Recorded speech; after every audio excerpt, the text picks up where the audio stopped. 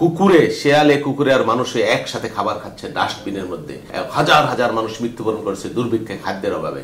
জিয়াউর রহমান আসবার পরে সেটা আমূল পরিবর্তন। বিএনপি সরকার সবসময় কৃষি এবং কৃষক বান্ধব সরকার হিসেবে কাজ করেছে। খানখন কর্মসূচি আপনি জানেন, 72 থেকে 75 বাংলাদেশ একটা দুর্ভিক্ষপীড়িত দেশ ছিল, তলাবিহীন জুড়ি বাংলাদেশ বলা হতো। জিয়াউর রহমান মাত্র 3.5-4 বছর কাজ করতে সুযোগ পেয়েছেন। বাংলাদেশের খাল কাটা, সবুজ বিপ্লব, কৃষি উন্নয়ন, কৃষকদের সহজ শর্তে ঋণ, জিকে প্রজেক্ট, সুযোগ, নানান ধরনের কর্মসূচি তিনি গ্রহণ করলেন। বাংলাদেশে উন্নত প্রজাতির ধান চাষ, তিনি বলেছিলেন যে কৃষি উৎপাদন 3 গুণ করা যায়, আপাতত 2 গুণ করতে হবে, এবং তিনি করেছিলেন সেটা। মাত্র 3.5 বছরের মাথায় 80 সালে 81 সালে তিনি বাংলাদেশের সামান্য পরিমাণ হলেও খাদ্যশস্য রপ্তানি করেছিলেন।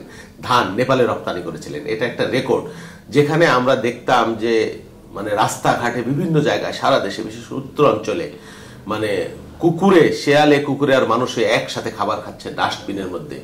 হাজার হাজার মানুষ মৃত্যুবরণ করেছে দুর্ভিক্ষে, খাদ্যের অভাবে। জিয়াউর রহমান আসবার পরে সেটা আমূল পরিবর্তন, এবং আধুনিক কৃষি যন্ত্রপাতি, কৃষি উৎপাদন বৃদ্ধি করার তিনি একটা বৈপ্লবিক কর্মসূচি গ্রহণ করেছিলেন, এবং সেই কর্মসূচির সুফল বাংলাদেশের মানুষ পেয়েছিল।